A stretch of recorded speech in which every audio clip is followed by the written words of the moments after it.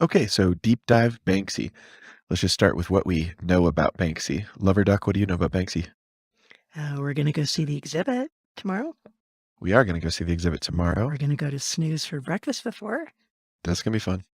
Uh, he is unknown who goes and does art on walls, and he's a mystery. He's iconic. That's what I know. Is any of that right? When you say iconic, what do you mean? Well known by Well lots of known, people. yeah. Totally. Yep. Like famous. Yeah, the most famous graffiti artist in the world.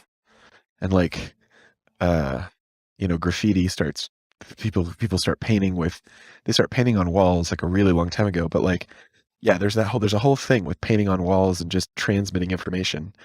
And I was learning something about the Chinese Communist Revolution in the 1960s I didn't know about. And they had this thing where I think it was like Tiananmen Square. It was like one of those famous Chinese communist squares. They had a wall and they gave it a name. I forget the name, but basically people could write stuff and then paste it on the wall, and they could write anything. It was like their version of a Reddit, like an uncensored Reddit, like on the wall. Wow. Hello, Paul. There is something to be said here that has not been said. Paul is referring to the big character posters on Democracy Wall in the Zhejiang district of Beijing.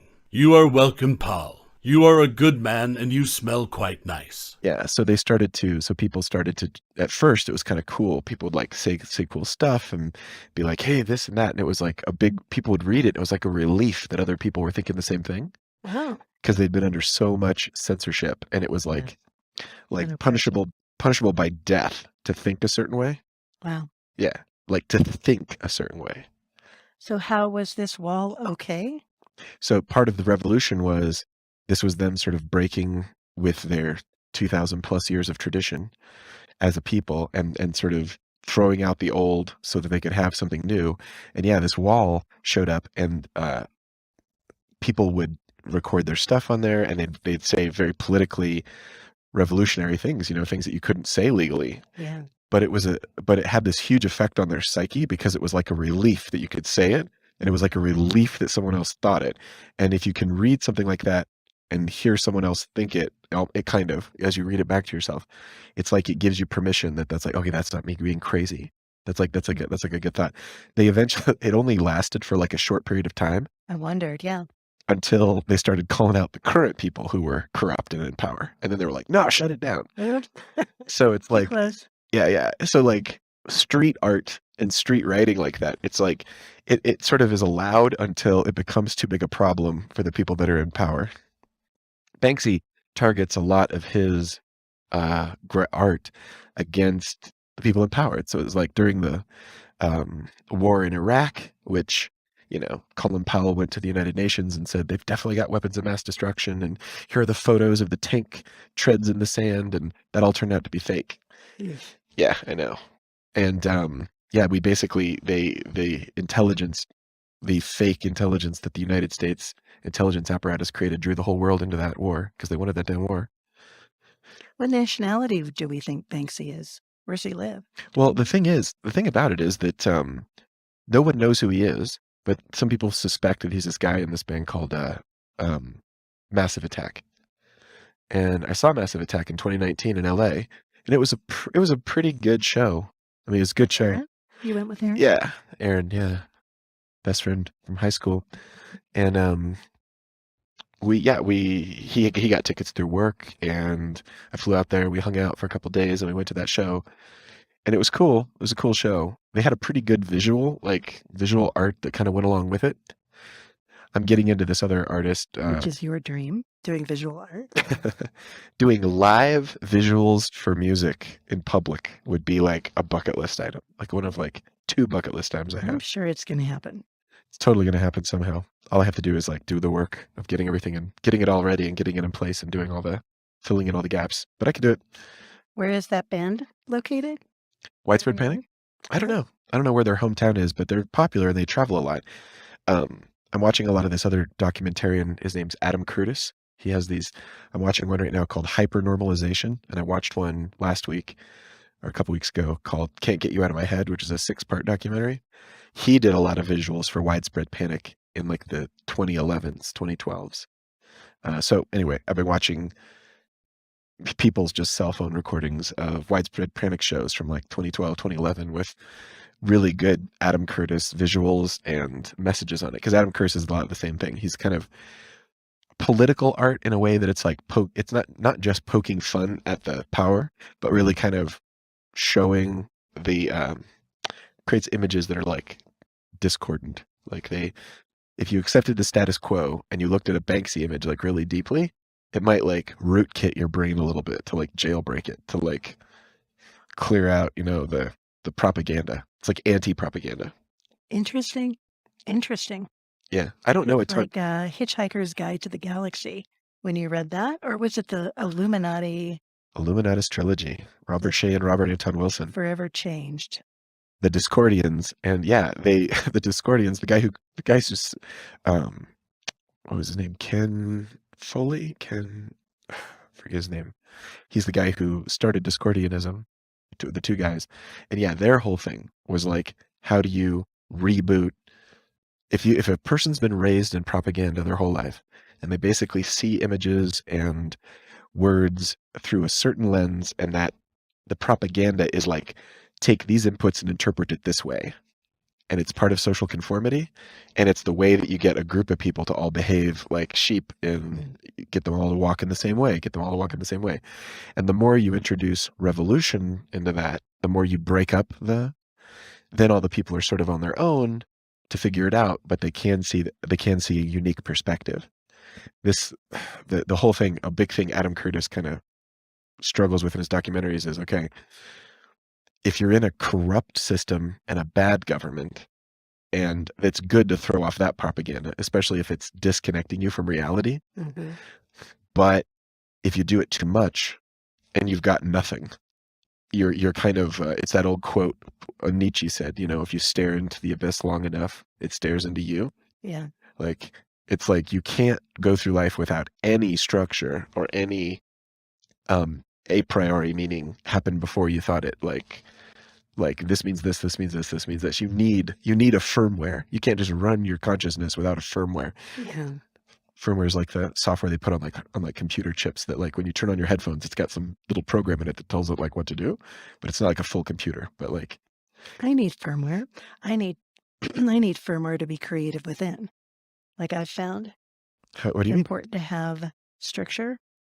Oh God, yeah. Agreed upon something. Yep. To allow me to stretch. That makes a lot of sense. How long was that wall in existence? That's fascinating. Like 3 years. Wow. Like a short period of time. People, they had this freedom, and then they said all this cool shit, and they all loved it. And there were artists that would be like, okay, well, in addition to just writing all the Chinese characters up here, I'm going to put up like some graphics up here, or some pictures, or a political cartoon, or a picture of our leader with a big butt or whatever. And it's like, oh, look, we're laughing at the leader. Ha ha ha. Yeah. And then so that's good. It's good because in human groups, we tend to ascribe all this power to the leader, right? We're like sort of wired to follow the strong leader. But like North Korea, they like force everybody to do it. And then they cut off all their access from the outside, and they just brainwash the heck out of them to the point where they think it's... Comedians play that role for us, pulling the curtain behind and giving us a chance to be slightly offended by what they say. And then we go, wait a minute. Why am I triggered? Why am I having a reaction to that? That's kind of why people say we're entering like a dark age now, or we're kind of in it, because comedians are being shut down. And like when they say funny things like, oh, the leader's got a big butt, somebody comes in and says, hey, it's really not funny to say it like that, and I'm offended. And all of the cancel culture bullshit is like politically correct speech. In a certain way, it's saying there's two things. There's like, the person is saying, I'm the scold, and I'm going to tell you what, I'm just going to call you out, like scold, scold, scold. Like I get important in the group by scolding others to get in line. So there's snake rats, snitches. Snitches get stitches, baby. But the other part is,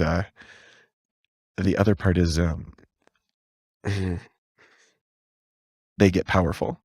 the snitch gets powerful in that. Like they take advantage of the fact that someone else has a rule that they can enforce.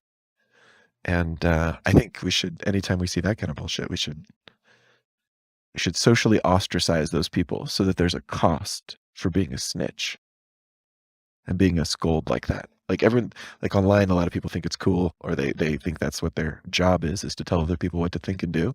Meanwhile, they're not really doing a lot of introspection themselves. To like, hey, how'd you arrive at this? Did you just listen to someone So else say it? low vibrational. You know, if you look at the vibrational scale, trying to shame someone or blame Yeah, someone or scold or cast aspersions really low. totally. Like the opposite of a boat can lift all the other boats with inspiration and joy. It's the opposite of that. You can get everybody to join you at that low place. Nah, it's not good. I think I think a lot more people are doing that because they they don't have like a big story to guide them. Okay. Like where like religion was like a big story that can like tell you how to make sense of a lot of stuff. So they're just reacting. They're broken and lost and low quality people. It's like it's a person you wouldn't want as a friend, right? It's like if that person was at work, you'd be careful what you said around them. If that person was in your life, you'd try to get them away from you. Yeah, because You'd never invite them to a party. gossip. Yeah, Yeah. you'd never invite them to a party. Yeah. None of that sounds fun. They're also the perfect little child of the state, though, right? Because like the state would love to have a bunch of scolds out there telling everybody what to do. That way they don't have to do it. That was kind of like your Wikipedia experience. God, the Wikipedia experience was a real eye opener. That was April of 2020. In January of 2020, I I made kind of a break. I had a professional Facebook page that was my page that I used for the couple hundred students that I've had over the years. And they were all my students were on there, and I wanted to like launch like a bunch of new art I was doing. So I was thinking like, how do I reset? Like, how do I reset? Because I had all this really deep, committed patterns that were really around what would be the best way to say it? I was very consciously I wanted to very consciously be a role model for my students. So I wouldn't express certain things and thoughts and ideas around them. Like I wouldn't express politics around my students. Smart. I got it from Sai Baba. Sai Baba was like in an Indian classroom because they've had so much crazy spirituality in India for so many years and so much crazy politics in India for so many years, so many little factions that basically, yeah, Sai Baba's like politics do not belong in the classroom. You know, and he's right. Like it's like you shouldn't teach a student what to think. You should teach them how to think. That's exactly what teaching is. And it's too easy for students to just go along with what their teacher thinks. Like you really have to be careful of that. Like if like they would try to call me out on lots of different things. Like, what do you think about this? Or what do you think about this? You know, because they're kind of like, what way should I think? And I would, you know, you have to like take a beat and to step up to be the teacher and go, it's not really important what I think. It was important is what you think and like how you got there. That's Like real teaching. it's real fucking teaching, and it feels different when a student is just like parroting and going along. It feels one way, and when a student is like pushing back and like really struggling to figure out what they want to do with it, you're like, woo! It's kind of cool. It's counterintuitive, because sometimes teachers will reward students for being quiet and just sitting and just nodding along with everything. It's kind of like it makes their job easier. It is harder to run a rowdy classroom. Well, anyone who's got any emotional intelligence can read their teacher and know what kind of Mm-hmm. how they want you to be. Like I Yeah. can remember different teachers who just wanted me to parrot back almost verbatim Yep. what they said on a paper I wrote, or and I got A+ in those classes because the teacher was like, "Whoa, she gets it." It was pretty rare when you were invited to actually do original thought. And because, you learn early as a student to read your teacher if you're interested in making good grades, which I was. Well, it's kind of like, is a teacher interested in conformity, like getting a student to conform to a set of concepts and ideas, or are they interested in getting that human to think for themselves? It's way the fuck harder to do the second one. And out of 30 people, 30 students, you might get like 3 or 4 that can do it. But, you know, I, it's an opportunity. It's like Children have to download the software of their parents, right? So what is it? It's like between like age 2 and age like 5, the brain goes into like a theta, like more or I less. actually read from 0 to 7. You download your parents' reality and it becomes yours, and then the rest of your life you have an opportunity to look at, do I really believe that? Do I want to keep that, or is that just programming? When you put little babies in EEG little helmets and you measure their little brain waves when they're first born, they're just like they sort of don't have the software yet, but then when they can get the theta waves going, they spend more time in theta. That's why childhood seems like a dream. And theta is a trance state. So when we're ecstatic dancing and we're like really feeling it and you're like in like a trance, that you're more like, it's more like a theta state of consciousness that's like happening there. When you're in theta, there's no filter. You're literally going to download everything. So a bunch of people who are in advertising would love to just put you in a theta and be like, watch, watch, watch. You know, Clockwork Orange, you ever see that one? It's an old 60s. Maybe. I mean, it's an old one. I might have.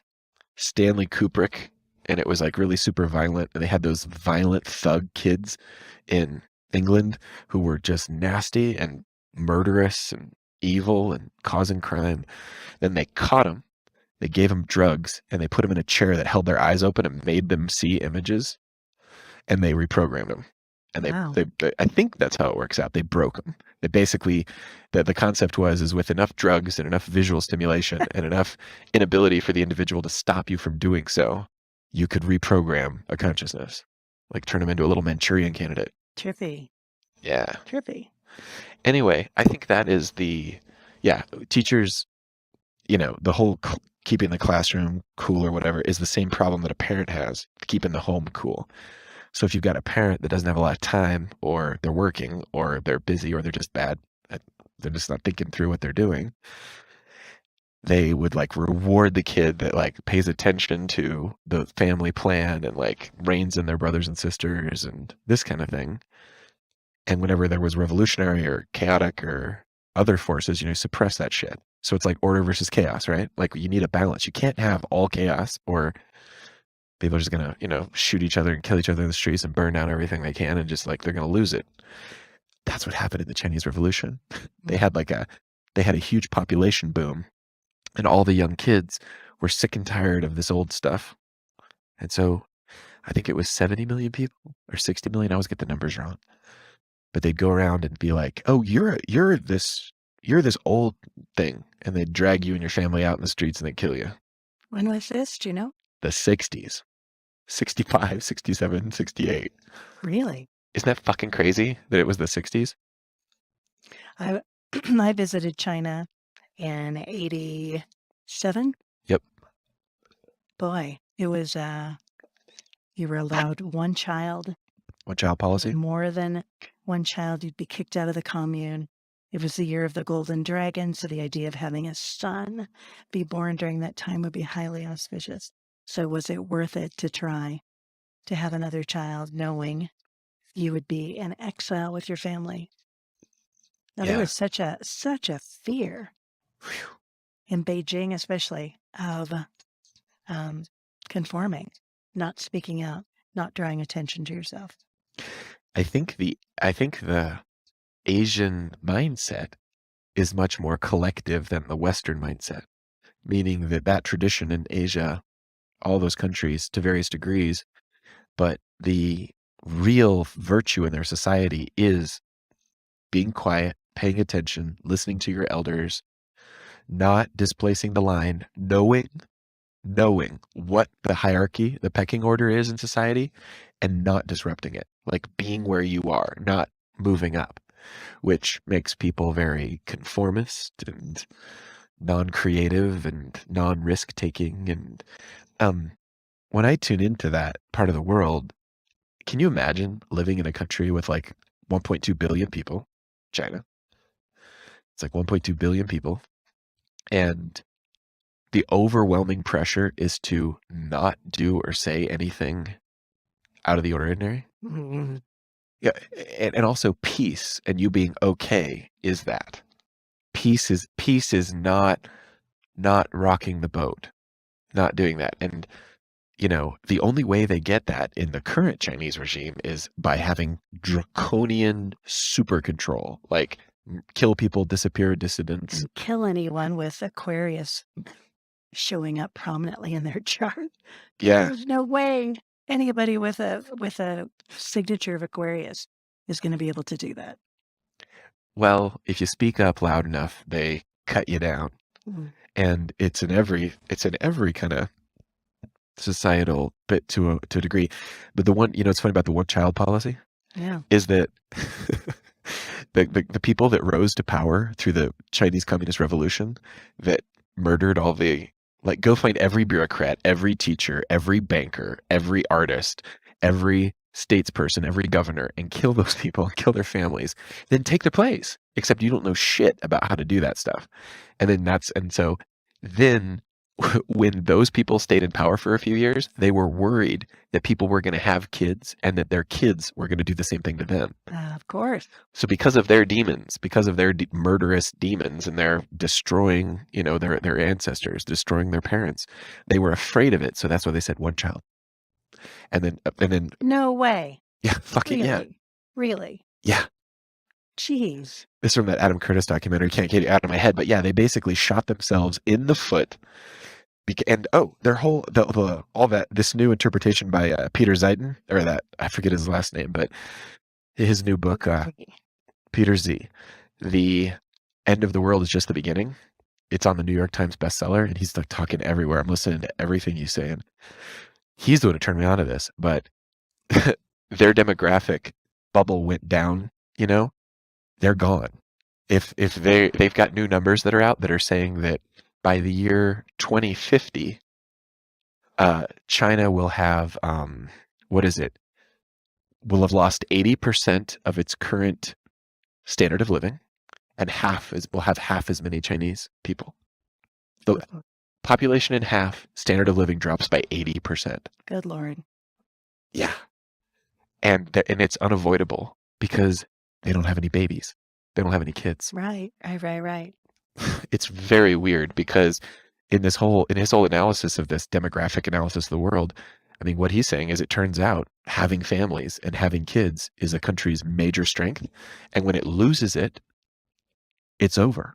Wow. You will be done. You will have your economy will not grow anymore because you do not have any consumers. So you will have to import humans from another place, which hopefully don't, you know, which hopefully want to pay attention to the way you do things and not the way they did things over there. And or you'll have to sell your goods to another place, like where they do have kids. So it turns out that the real powerful countries have children, have population.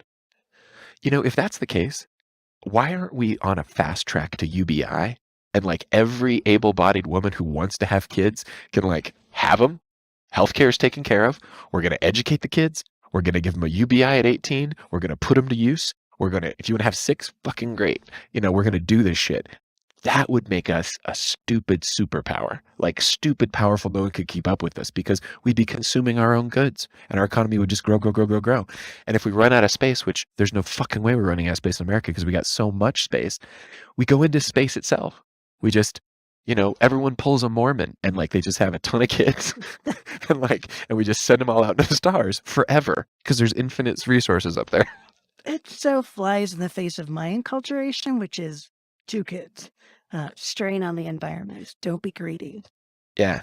Well, it turns out that like that the problem that all these countries have, which they didn't manage for, all these China supposedly this managed economy, right? Like, oh, just listen to great leader and they're going to tell you how it's supposed to be. Then do that and your country will be fine. Turns out that doesn't work. It didn't work for the Soviets. It didn't work for Chinese. It doesn't work for anybody who tries to do it. The shit you're trying to manage, these people are too complicated. So yeah, you what was the point we're making before that? Lost the thread. No big deal. I have a question. Yeah, go for it. So what are the themes that we're going to see tomorrow when we go to Banksy? Look at you trying to bring it back around. No, it's not a ploy. I genuinely am interested. Well, okay. So Banksy is the most famous graffiti artist, And graffiti is this tradition of anti-establishment speech. You can't say it out loud. You can't say it online because they can track you. You can't say it in a newspaper because they have your name. It's a form of speech where it's right on the wall and Anonymous. people see it, and there's some kind of the best stuff has some kind of truth in it where you're like, oh yeah. This was in 2017 or 2016. I forget the year. Maybe it was 2017 when Alex Jones was censored. So Alex Jones was is a guy. He's pretty much like a mystic. He talks a lot about other dimensions and about angels and demons, and he talks a lot about spiritual topics from someone who's had kind of experiences with it and this kind of stuff. So he's also a super loudmouth and is like, ah! He's like literally like the world's greatest loudmouth, right? He just yells and yells and yells and yells. But he's been on the right side of a lot of things, including the Iraq War. Like he was like in the streets of Austin, Texas, 2003, first months it was on, being like, this shit's bullshit. There's no weapons of mass destruction. Turns out he's like fucking super right about that and a whole bunch of other stuff. And he because he had his own radio show and he was broadcasting this stuff, people from the government and people in the know would call him like whistleblowers, and they'd be like, hey Alex, I really love what you're saying about this crazy Iraq war that's bullshit in 2004 or whatever. By the way, I used to work in this part of the government or this part of the military, and I know here's some other shit that's fucking, you don't even know the half of it, dude. And then he would get on his radio show and say more of that shit, which made more people want to come out. So he was like an informal journalist, kind of whistleblower for years, except he wouldn't call himself a journalist, but he always had these theories and stuff. He got things wrong, and he got some things really wrong. And the established government that's not elected, the deep state, the people who are just, whoever wins the president next time, it's not like when Trump wins, because we're gonna win next time. When he comes in, it's not like he's gonna fire the whole government and rehire the whole government. Like that's not how the government works. People are like lifers, and so the people who are incentivized to sit there and be quiet and just kind of run the machine, which is the vast majority of government that's not elected, they deep state, they basically were trying to get rid of him in like 2006 or 2007. He said some stuff. There was this terrible shooting in a place called Sandy Hook, and he suggested that the people who did the shooting were like government agents or something like that. He basically got it wrong. He immediately backed off of it and was like, nope. And eventually he changed his mind and he was like, yep, that was a mistake, and this and that, and then it was done. But the deep state, like the people who want to manipulate the media, they grabbed on to some things he said out of context and like would put it in the papers. So, if you're not watching alternative media and you're just reading your, Washington Post or whatever, oh my God, Alex Jones thinks that Sandy Hook was like a false flag operation or whatever, or it was like fake or whatever. And, because newspapers need clicks and eyeballs to sell their ads too. They're incentivized to like promote that crazy fucking shit. So that's what they were doing. They were like, it wasn't true what he was saying, and they were censoring him, meaning taking his shows off of everywhere. So you couldn't hear what Alex Jones' side was, where he was like, this is crazy bullshit. But it was like an echo chamber inside the establishment media. And he was the first guy they canceled. They took away his ability to charge money for his subscriptions. They took away, they kicked him off of Twitter. They kicked him off of Facebook. They kicked him off of YouTube. They kicked him off of Spotify. They kicked him off of everywhere. Wow. He couldn't broadcast where most of the people were listening to stuff, but he had his own network. And so he'd still broadcast and people could come listen to him and stuff. Man, when I saw that shit coming, I was like, oh, fuck. This is the first of many. When was that? Do you remember? 2017, 2016. Okay. I forget. I was driving home from work on I-25 down in Denver, and someone wrote on the wall, Alex Jones is just the first. Ooh. And it's like, yeah, Whoa. that's the truth you can't tell anywhere in the public square. Wow. Because that was exactly what they were fucking doing. They threw this guy out for bullshit reasons. They didn't give him a fair day in court. There was no due process. They don't want democracy and the U.S. justice system to have any say in this shit. They want to convict you in the court of public opinion, get you out of there. Why? Because they can manipulate and control that to their own ends. And what are their ends? More war, more conflict, more military-industrial complex spending. This stuff's been established since the fucking 1950s. That's the shit Eisenhower was warning us about, that if you make war your business, guess what? You're going to need to find new markets to explore with your goddamn war. So Stands to reason. that's what he was saying. He's basically anti-war. And so anybody who's anti-war is just right off. And they've done this now to tens of thousands of people, hundreds of thousands of people, who you could literally have said something against the script, and your whole Twitter account would be gone, your Facebook account would be gone, everything you do would be gone. And it changes. What you can say and what you can't say changes over time. So speech on a wall is like the ultimate last resort. It's like, we didn't pay for this. We didn't ask anybody's permission. And so Banksy, like, putting out like a vision of an art that's against the standard narrative. It's kind of like that same thing the Illuminatus trilogy is doing. It's like a jailbreaking the consciousness of the people. Someone could look at it and go, well, that's not the standard message. And then, but if they contemplate it a while, that it's like showing them something through symbols or words that's true, or just alternative, different from the regular media. But it also forces you to have that independent point of view, because you're like, okay, it's not just me going along with what the establishment media is telling me, the legacy media is telling me. It's like, you're like, oh, you're sort of you awakened, as if you're Banksy, you awakened a little sleeper cell where someone's like, wait, there's a different way to look at it. The people in charge right now aren't perfectly, like, they're not for me, like, or they're not for everyone in the world. They're just for themselves, or their missile factory that needs like to sell more bombs to somewhere. That's what they're into. It's like, yeah, that's like, so all culture in a certain way has things that are good about it and things that are bad about it, right? Like, even the worst cultures had good things about them. Even if it's just that they aligned a bunch of people and got a bunch of people to walk in the same direction to do something that could be thought of as good, right up until the point where they're like, well, let's go kill these guys and take their shit or whatever. Then it's like, you're like, fuck, now you're back to these basic human instincts and stuff. So is the majority of his topic UK oriented, or Europe, or the States, or Canada? Is there a way for people who are trying to figure out who this is? Do they have a sense of what country of origin? Well, somebody will probably see this in the documentary we watch. Okay. But like, people have mapped the Massive Attack touring schedules, and then also charted where Banksy art sort of like sprung up, and it follows it pretty much perfectly. Funny. So the word on the street is, it is probably someone who's in Massive Attack. They think they know who it is, and it was yeah. And so, but it's a, the art world is a snobby, weird place where when you talk about, like, okay, so establishment media, what does that mean? It means gatekeepers. It means that there are some people out there that get to say, well, this is good and this is bad. Like your Siskel and Ebert, oh, this is a good movie, this is a bad movie. The way that they rate movies, this is PG, PG-13, R, NC-17, whatever. That is an anonymous set of people who are not publicly identified, who live in LA, who they bring these anonymous people into a room, whatever number of it is, 8, 10, 12 of them. They show them the movie, then they make up that rating. And then supposedly that's supposed to be, how do we know who these people are? Are these people representative? Are they, because you can show stuff in an R-rated movie that would be absolutely fucking crazy to someone from another culture, or to certain values, to be like, gee, that's fucking crazy. I would never show my kids that, or whatever.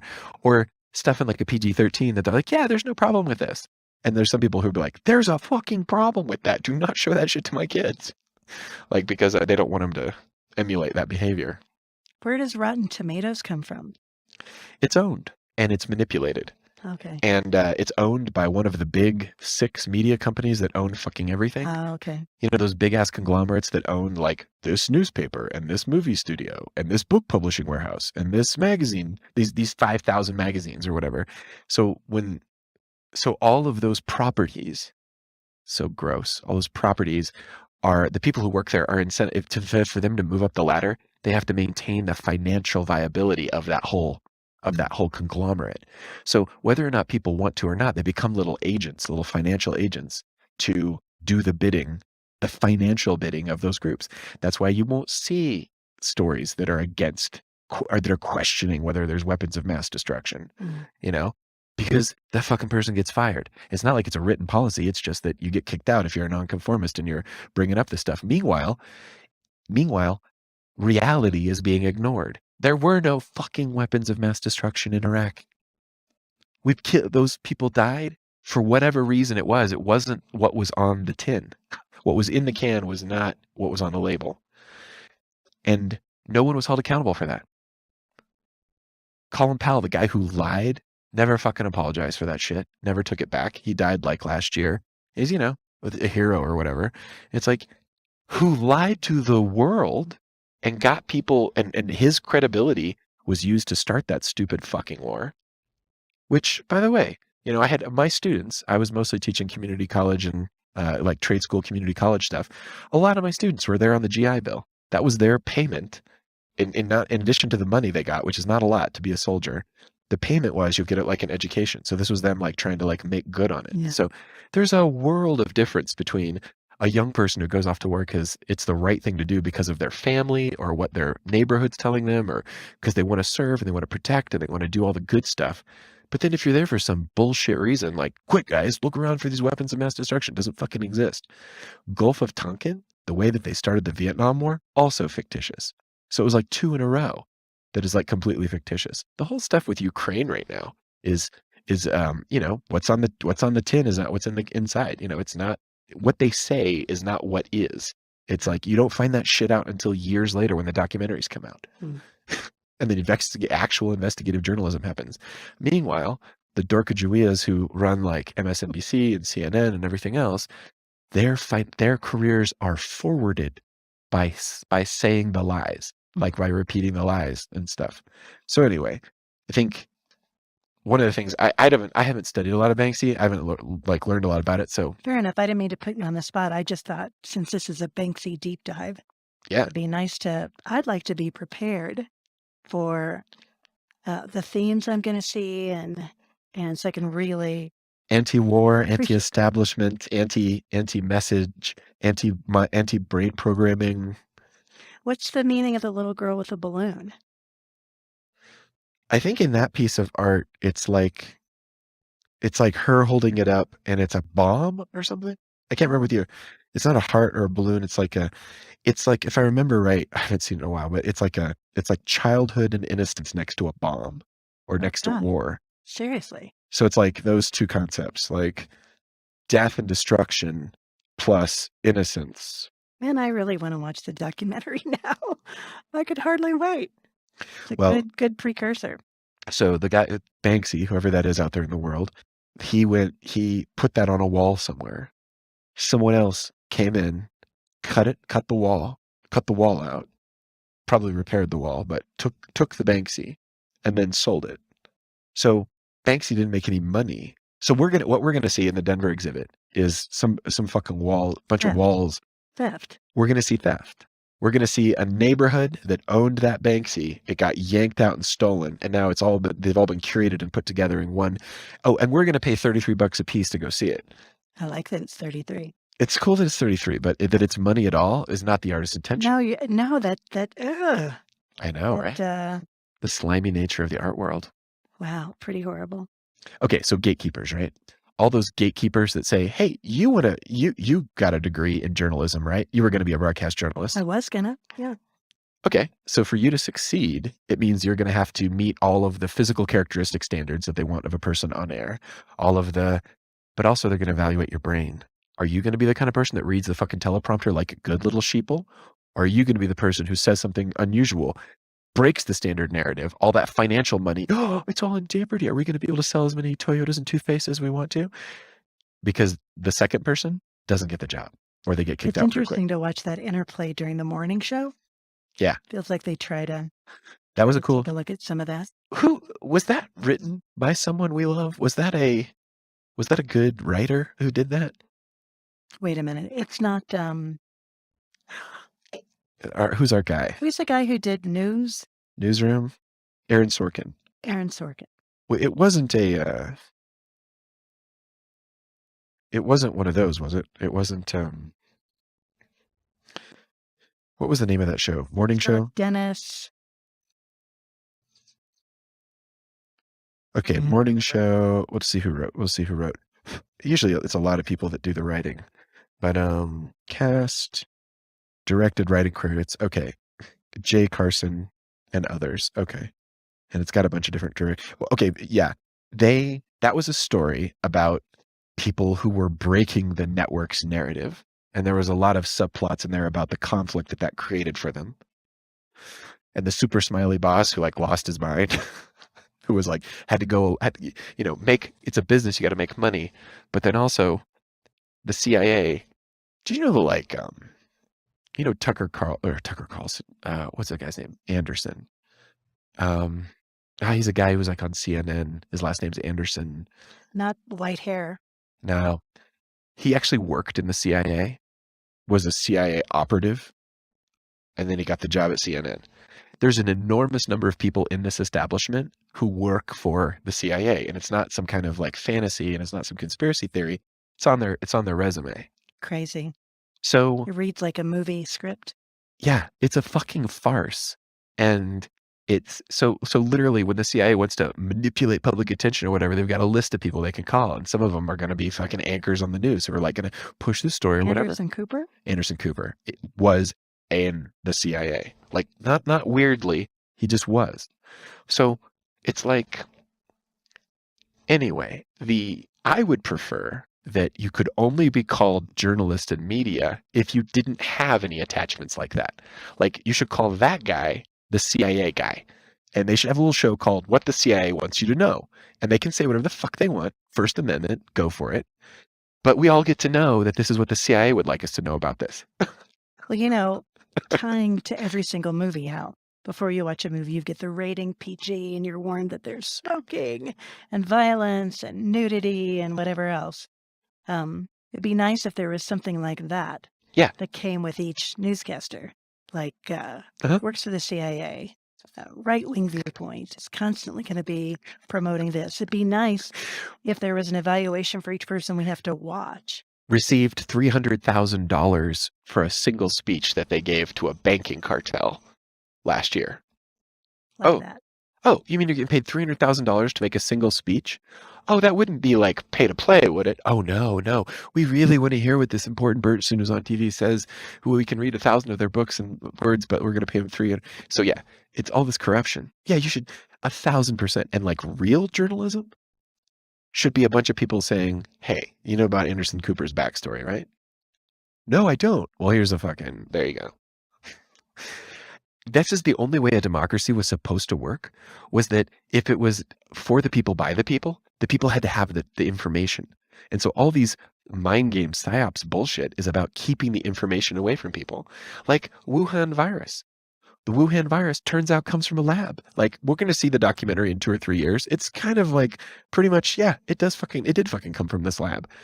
Like, that's the current theory right now. If we were to broadcast this on our YouTube channel last year at this time, we would have been taken down permanently for saying that, for even considering that it was the truth. So what are they doing there? Okay, so they know somebody fucking knows it comes from the lab, but they make it illegal to say that for a certain amount of time. Why that period of time?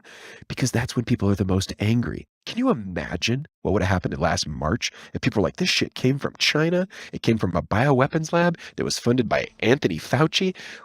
We'd want public executions. We'd want to be like, let's look at our fucking China trade policy. Oh, so all these politicians who get all this under the table money to like keep these trade policies and all this bullshit working, their financial interests are at stake. So they suppress the shit out of that stuff. But eventually it comes out because the truth actually comes out. So anyway, this Adam Curtis, what he's kind of saying in a lot of his documentaries is, if your story that you're telling yourself diverges too far from reality, you're fucked, because reality is reality. And that's supposed to be what the scientific method is. Just the reality, just what's real, just what you can prove, just what you can reproduce. Like the idea that there's a reason why it happens is because people make money off the sheeple and off the toothpaste and Toyota sales in this model. And that's where the power is. They've got all the money, they can buy all the people, so they don't want to give it up. So it's literally like the rest of us out here trying to figure out how we might align with each other to make some kind of meaningful change. And that's really hard to do when everybody's in their own silo. And our culture has been climbing into its own silo for a really long time. But like his point is since the 80s. Yeah, it's just shocking to me that weapons of mass destruction is bullshit, Mm-hmm. that it's an absolute contrivance, and that those people haven't been publicly hanged. Yeah. Who promoted that. Like, That's to right. me, it's shocking to me that that was number one, allowed, and number two, that there have been no punitive consequences. Like, the fine should be $500 million It should for be promoting that kind of bullshit. start with expulsion from society. Like, you should never ever get to have any opinion on fucking anything ever again, ever. And every time you speak in public, you'll be like, oh, are you the idiot who killed 1 million Iraqis and however many thousand American soldiers, was like 20,000, 50,000, I forget the numbers. But like, yeah, you should, every time your mouth opens in public, you should be like, you should be grateful you're alive and we haven't hung you and your family in the street. Like, because we should. Like, really, like, ethically, we should. You cause 1 million deaths somewhere through your incompetence and your lies, there should be goddamn consequences for that. And if there's not, what does that tell you? It's going to keep happening until there are consequences. Like, the idea that you can get away with that and it's just totally fucking cool. It's not fucking cool. One death is not fucking cool. We send people to jail for their whole life for one death, but if you kill 1 million over there, we're good. We're all good in the hood. Like, it's completely bananas bonkers. And also, here's the illusion. We can get better people to do that job. If George W. Bush was such a go-along guy, like, didn't really have a lot of critical thought, just listened to what the people around him said, and he promoted that, and he still thinks he did the right thing there, even though the effects of it is the worst, most costly war in American history with very little positive outcome. Like, that, like, that is the opposite of a leader. That leader took in the wrong information, did the wrong thing, and led the country down the wrong path. And it's fucking mathematically provable that that was the case. And a lot of people, myself included, fucking knew this in March of 2003 and were shouting from the fucking parapets. You saw how crazy I went in that period of time. I got so goddamn mad at my government, and I got so heartbroken over the reports of villages getting blown up. I had to unplug. I was literally mad at everybody. I was mad at everyone I talked to. I was mad at myself. I was mad at our country. I was mad at everything. I remember. I had to pull the plug on the rage. I stopped like 2008. I was like, like, I can't do this anymore. Like, I can't do this anymore. Like, it was literally burning out my life to not have a positive outlet for, it was just too much negative data. I was getting like too much negative data in my soul, and it was killing me. Yeah. Yeah, it's a line between being informed and overwhelmed. Well, I think the establishment, all this shit, would like you to feel overwhelmed and would like you to give up, because if enough people do that, they get to keep doing what they're doing. So there's some balance there between action and maintaining your inner universe, your inner equanimity while you're doing it. I mean, I think only God can do it. Like, only belief and faith in God and like direct experience of God is the only real way it actually works out, because that is a real place you can go and a real being you can know that can know you, and you can have an actual relationship with that transcends this life, that is like an eternal, like it'll wherever you are after this gig, that'll be stable. So it's literally the only thing that doesn't change in this whole crazy universe we're living in. Yeah, that's it. Yeah. I wasn't super well established in God at that time, and it was too easy to just be young and angry and also getting lied to. I was like, fuck you with your lies. Fuck you with your child killing and your village blowing up and your stupid bombs that kill 100 people and you meant to get one. 99 people have to die because you can't be bothered to put someone on the ground who asks a few questions. What did you think of the Hurt Locker quote that they began the movie with? That war's a drug? Yeah, war is addictive. Yeah, war's a drug. Yeah. It's fucking true. This guy named Sebastian Junger wrote a book called Tribes. He served in the military, and he wrote a book about people in the military when they're in life and death situations with a bunch of other people. Love those people so much that nothing in their life makes sense when they come back. They with those level of consequences, and it's fucking on like Donkey Kong, get your shit together, focus, or we're all dead. When you do focus and you do pull through and you do fucking win, there is no feeling. Why? Because it's the feeling that nature put in us to make small groups work. Our little tribes only survived through that feeling. It's us versus fucking them, and get them, and they, them. And that got us here. but it's not, it's not going to get us to the next century. Like we can't tribal warfare our way into the next dimension of human existence on Earth. But anyway, yeah, the feeling of bonding, a lot of people report it. You just never. There's nothing in our peaceful American life doesn't look anything like that, and it doesn't bring the temperature above like 10, where you're talking about a fucking 100. Like, That makes sense. yeah, That makes sense. I think that there's super value in that. I mean, yeah, going to war, but bonding in a group. That's what I like about doing Gaming Tribe with Peter, is it's like it's small and it's temperature 20 as opposed to 10, but it's a simulated imaginal space Mm-hmm. where it's you and someone else or a couple other people versus them. And then you got to problem solve together. And there is a huge part of our brains that love that because it's good at it. And it's fucking fun to crush your enemy. Like it's just anyone who's telling you it's not fun hasn't paid attention to life. Now, can you do it in a way where no one dies? And can you do it in a way where humanity gets better? Can you have constructive, organized competition with real stakes? But it's not like some stupid fucking game show, which means nothing. It actually means something. I think that's the challenge. Is how do you get people to do it, together for a real purpose? I think a lot about like the American Revolution. It didn't take a lot of people. Like if you added up like the number of people who got involved to say fuck the British, it was a small number. I'm just trying to think of all the different really bonding experiences a person could have. For me anyway, college, 4 years away, a college was incredibly bonding with your roommates and who you hung with. You went to the college in the 70s? Yeah, late 70s. Yep. But I don't know what experiences we have as civilians that bring you together with that level of, boy, I trust you to have my back. Like I know that Yeah. you've got me. Yeah. Well, in education, they call this project-based learning or team learning.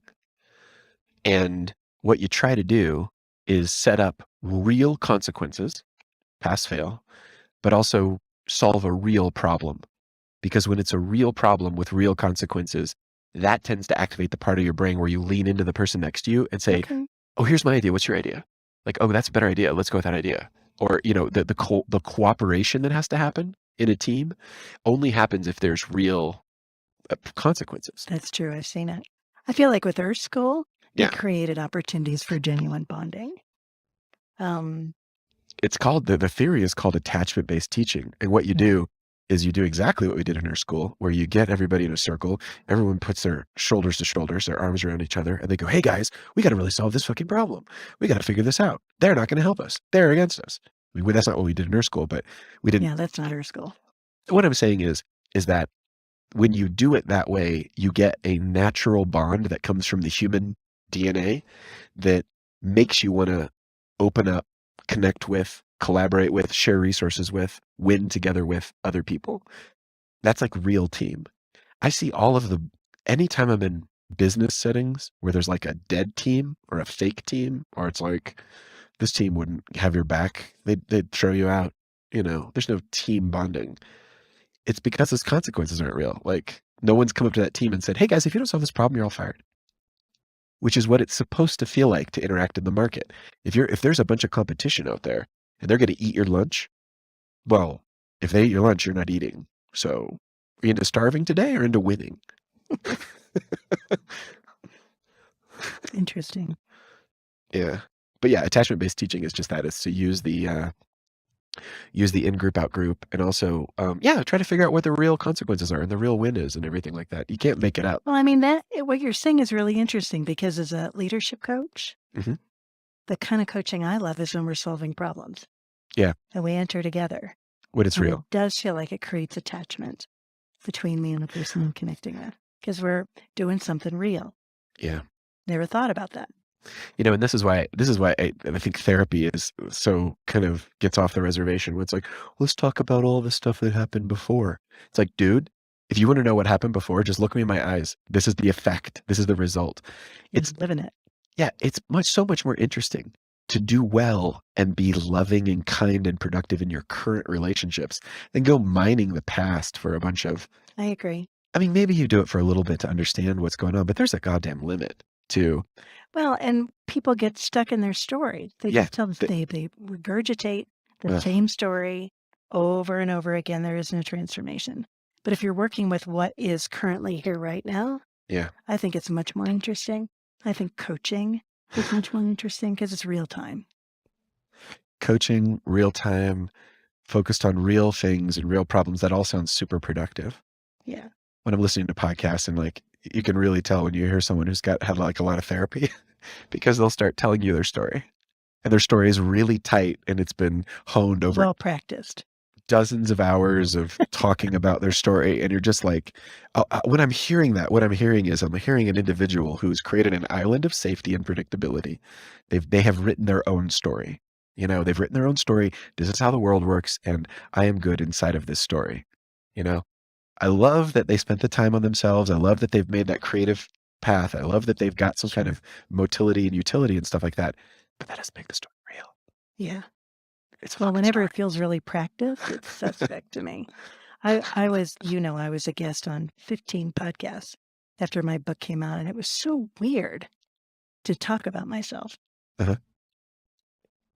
Just I've chosen a profession where I don't talk about myself. I Yeah, ask somebody about themselves. it's cool. Yeah. Going through a decade of forced Jungian therapy from to unlimited Jungian therapy where you wrote down notes of every thought you had, every dream you had, every desire, positive and negative that you had, you know, complete confessional, like super therapy. Like it turned me off from the whole thing.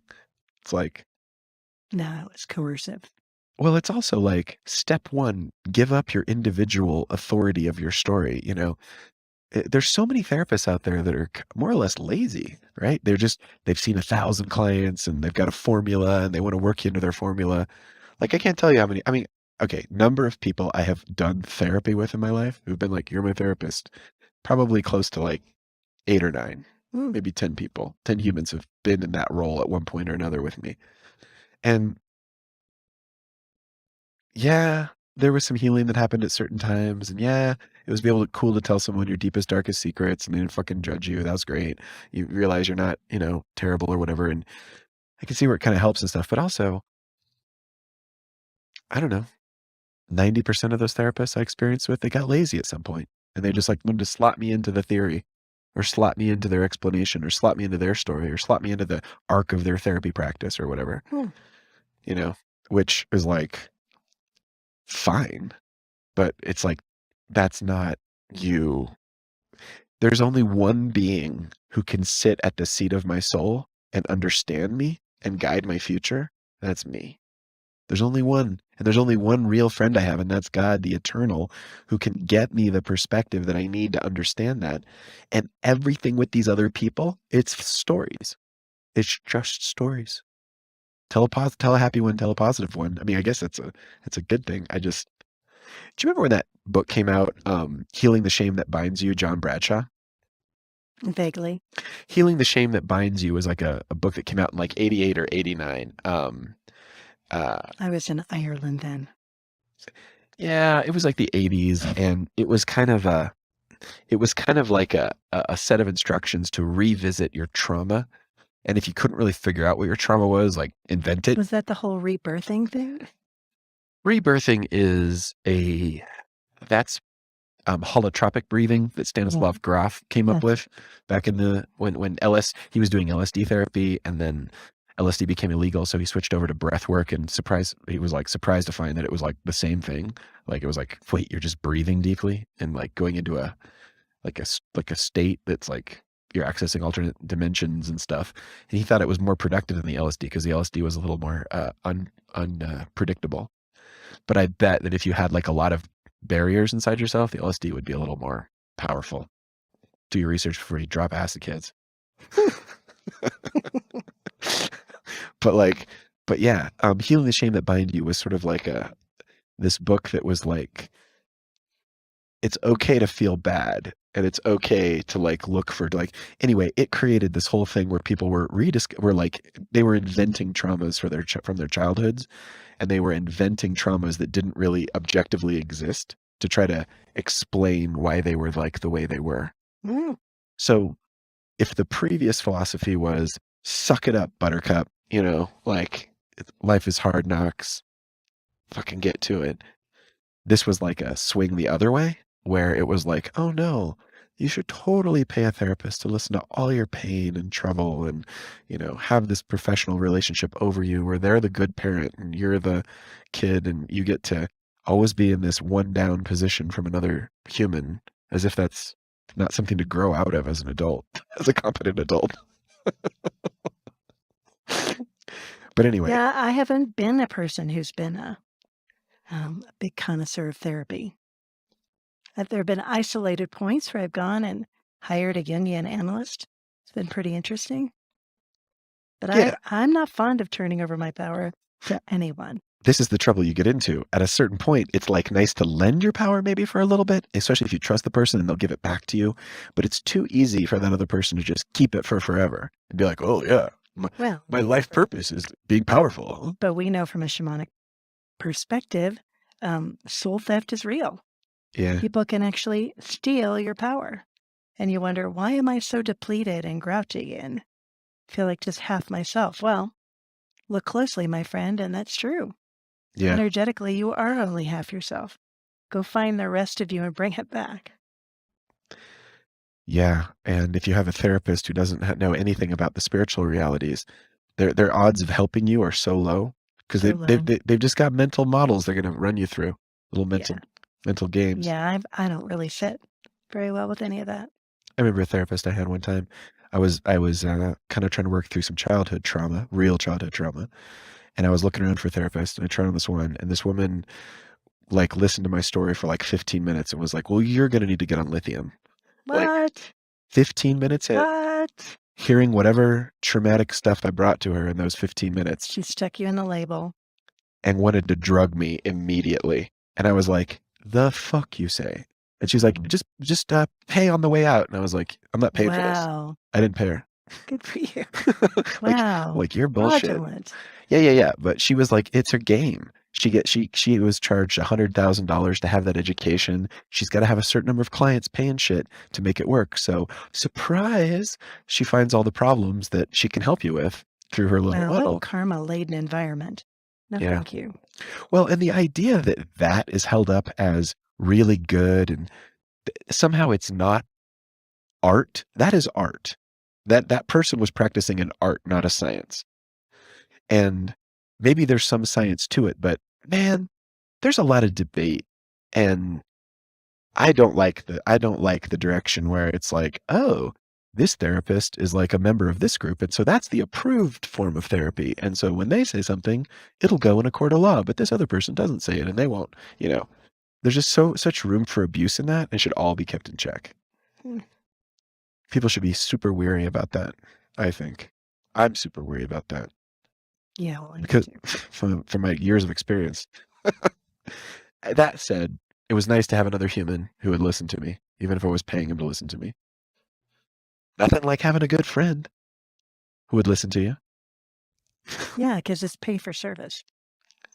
It's just the clock is ticking. The clock is ticking. It's a service. You got a whole practice. I mean, come on. Any therapist who's telling themselves like, "Oh, it's fine. You can. There's no issue with it." Of course, there's an issue with it. How are you working through the issue? Like, how are you keeping it above board?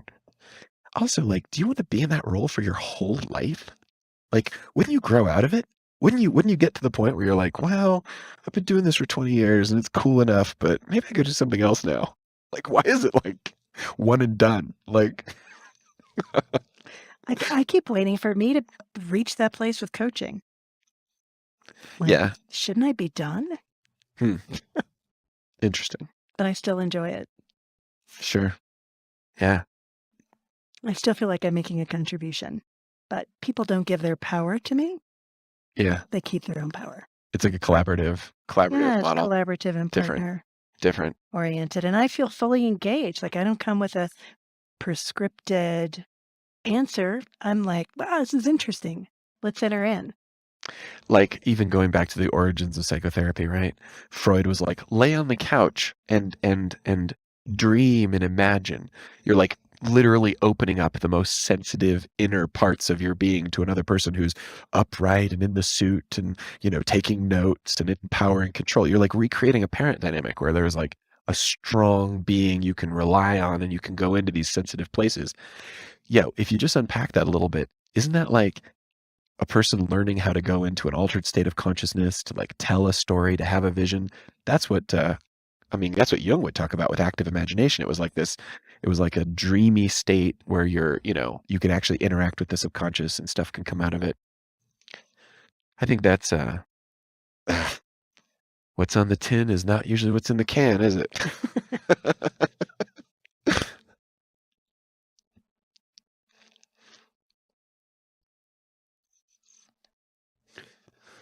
So anyway, I think the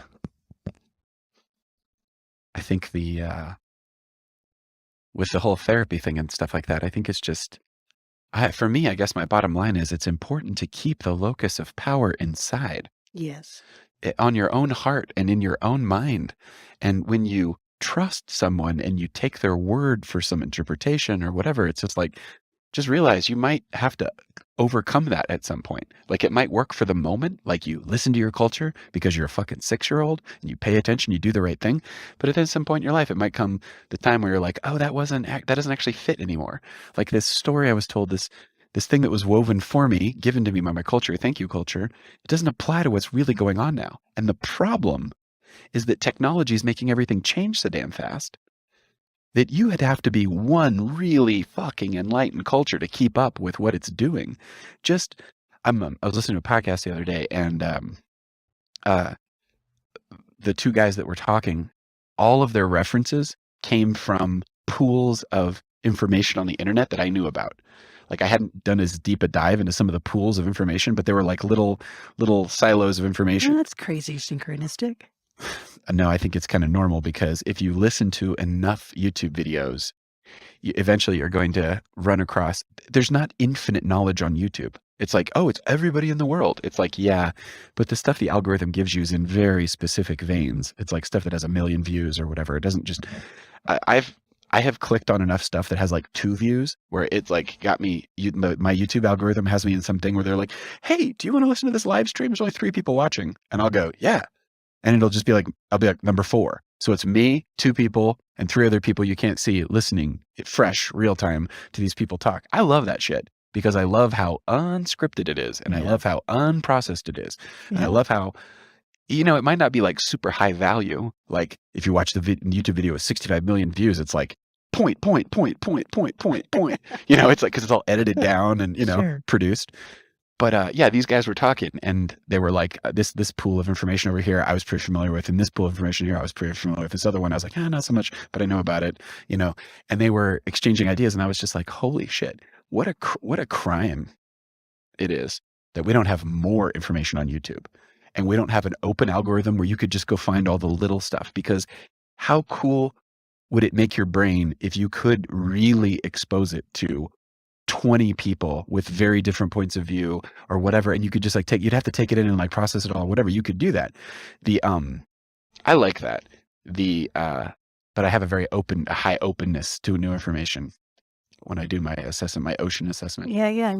It also makes me wonder if your Mercury is in Gemini. I'm sure that's part of it. But yeah, I was like, in a lot of the conclusions that they were making, I remember, and I had similar conclusions based on the information I'd taken in. Fun. So just technology in that, it's like,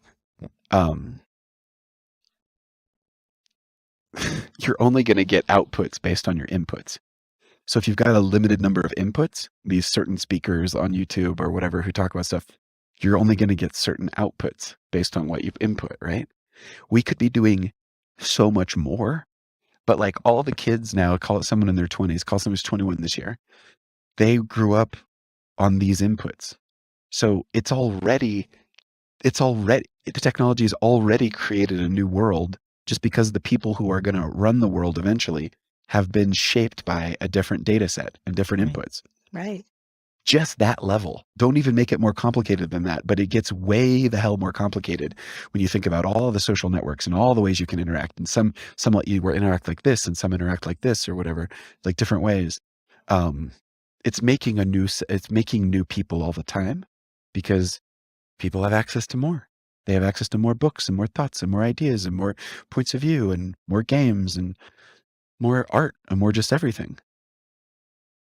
Anyway, the concept that like your culture could somehow stand still and not have to really race hard to keep up with all that's crazy.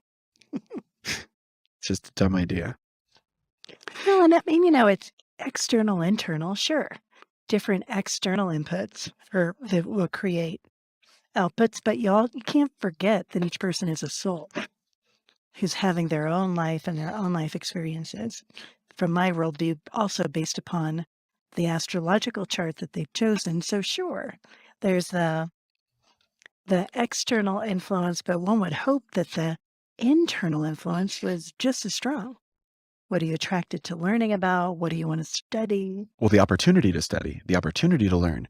I mean, before we put that all in schools. Like you'd have to go to a class where a teacher researched this whole thing and gave you a course, and maybe they don't offer every course and everything you want to study at school. But now you can just sit down and make your own playlist in YouTube, and you could go deep as you want on anything you want. That's very different. But thinking about your concept there, though, if you think about it, like what books a person has read will very likely change the way they think and view and Well, you talked about reading the Illuminati trilogy. trilogy when you were young. For me, 16. it was there was probably 10 books that were very counterculture, very fringe, very peripheral, that had such an effect on me because nobody else was reading them. Yeah. And I felt very cutting edge, pioneering, like, wow, this is the real truth.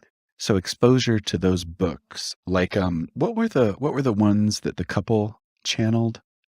Seth Speaks. Seth Speaks, yeah, Jane Roberts. Anybody. Seth Speaks, Yeah. Education of Oversoul 7, Further Education of Oversoul 7. That was a mind bender for me at 13 to feel like, wow, I am living probably 13 lives simultaneously right now to this one. And all of that information is going up to a higher self, but we're all connected. That was wild. I mean, it really formed my worldview. So that woman, Jane Roberts, who channeled that stuff, she's like a mystic who has the hardware to access that stuff and then enough software to be able to pull it through and actually make it make sense. That work, those two as a couple, and she would channel Seth, this being. Exactly. I've seen that process go off the rails so many times in my spiritual life. Like, Yeah. like, oh, this channel thing or that channel thing. And it's just like lack of integrity, lack of coherence, lack of, oh, be sure you pay your Well, you 1,000. channeled for several years. I did. I was influenced by Seth Speaks, and I was influenced by a lot of people I was hanging out with at Unity Village in Missouri who had positive experiences from channeling, which was like connecting your consciousness to another being. But Mhm. it always felt a little grody and a little Okay. gross to me. And when I had really strong experiences of self-realization, I swore that shit off. Yeah, yeah. Because like nothing gets to, I like my car. My car is mine. I got it exactly the way I want it. I got it laid out the way I want it in here. I'm like, it's mine. It's me. Everyone else can go pound sand. But I think before you're self-realized, it's you look at what you're drawn and attracted to, Yeah. and that probably there's some treasure, gift, or insight that will get you further on your seeking, further on your path. Well, and that's kind of what channeling can do, right? It's like that mystic, Jane Roberts, lets this consciousness through, writes it all down. Her husband writes it down. But the cool thing about them is they did it for years, like dozens of years. And they were very committed to it. And what I liked about reading those books, and then there's the actual books she wrote, and then there's a bunch of like meta books about interpreting the philosophy that she also wrote about it. What I liked about it is that it was pretty focused on love. So that's pretty good and also they were growing, though. That couple, Jane Roberts and her husband, were growing and discovering. And there was this sense of discovering something new in what you heard. And um, that the hero's journey that they were going on, that actual tangible self-transformation that was happening after these things, that seems like the real as good as it could get, as real deal as it could get. See, and I didn't even know about that. That's neat. What I loved was the imprint of, yes, I'm a spiritual being having a human experience with all these different classrooms of learning. But I'm evolving, growing, and one day I could grow up and be an oversoul of several beings on different planets having lives, and I could be a support and a help.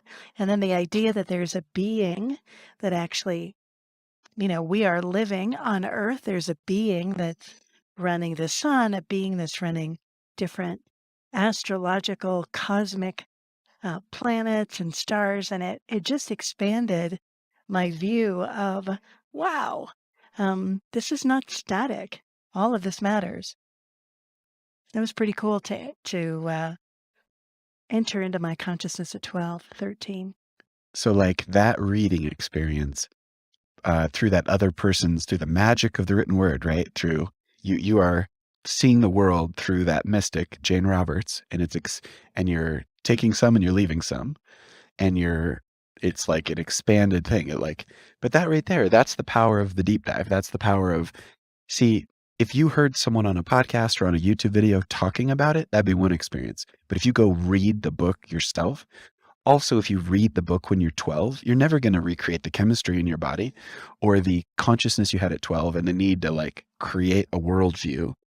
And here she goes. She's like, Jane Roberts, like, here's a worldview that takes you beyond matter and whatever. It's at the end of the day, it's her story, right? Because it's like, that's really what channeling is. I think it's like, it's a story. There's another being like overshadowing or whatever. That whole class of spiritual experience is so to me now. It's so like when I'm around people who channel a lot, they're so damn flighty and they're so ungrounded and Yeah, I agree. I feel the same way. I feel the same way now that I'm in relationship with God within. That's really all I'm interested in or want. But I just remember how impactful those kinds of books were to me. Just well, offering up ideas that resonated so strongly it felt like validation. Especially books about being a light worker, or if you have a sense of urgency, probably you're here to do something important. Um, I appreciated having books connecting me to, might I have been from a different planet of origin? That would make a lot of sense. Um, hmm, might I have the ability to do things that people around me don't do, like astral project or go to the center of the earth or journey or travel? Just helped me expand my worldview when I was born into a small town in Missouri that would not normally have been um, normal.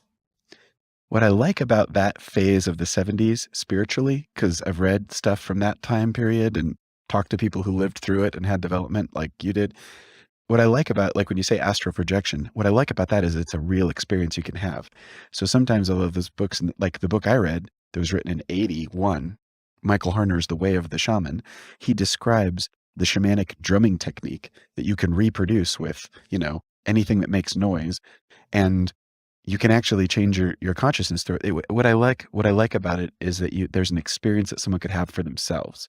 Bingo. That is different than just reading a book and like downloading someone's Bingo. view. And also, over the years, what I have found is that when I just download stuff off the shelf, other people's spiritual view of the world, it's okay, but it is not the same as the experiences I had. So if those experiences open the door to like priming me to have my own, that's good. But they're never meant to be replacements for your own experience. Yeah. Yeah, you're shortchanged if it is. But I do think it starts the engine going. And I think that the 70s, like, I was really surprised reading like the history of the early 1900s, the late 1800s, the 1920s. Like, there have been spiritual arcs. Like the 1920s had a huge Egyptian spiritual arc. Like everybody was convinced they were Cleopatra, and like, they were like past lives, and there was all this wisdom coming out of Egypt or whatever. I think you can explain a lot of this as soul migration through time. That like, dude, the people who were the goddamn Egyptians are the same souls as the people who are probably like Iowans now. It's like they just have to figure it out, And so you get born in a culture, you download some software, you do your best, but then if you got the right hardware and you don't live in a culture that suppresses it, you can like open it up. Usually during your teenage years is when you get the chance to. You can't just like choose on a calendar like, I'm gonna have a spiritual awakening here at 38. It's like, Yeah, I was so lucky to have that Youth of Unity group yeah, from age 12 to 18 where you could be just as weird as you could be and you were still accepted. yeah. Unity had a good quality to it like that like it was really anything goes. Especially then. Well, yeah, then, but it was nice because it gave like some spiritual freedom to keep exploring, which was a unique feature of it, because it's not a lot of religious traditions that can just handle having like an open-ended library. Like, oh, you just go in that room and learn new things. It's like, wait, what? Like that's not a part of most of those. What was also cool was the olders, the adults, Mm-hmm. were really interested in the epiphanies and ahas that those of us that were teenagers were having. Like you'd go and have lunch in the cafeteria and they were really interested. You could tell they weren't just pretending or feigning, really interested in knowing what we were exploring with consciousness elevating and because they felt like we were closer to the truth because we were younger, closer to God. That's definitely, and those are definitely people who lived through that independence movement of the 60s and like that really swing away from the collectivism of the 50s into the individualism of the 60s. Because it takes someone who's really deep in that point of view to look at a kid and be like, hey, what are you? Well, especially when the 50s were kids are supposed to be seen but not heard. Yeah. You're supposed to be quiet, submissive, hide. Yeah. It's a really different energy.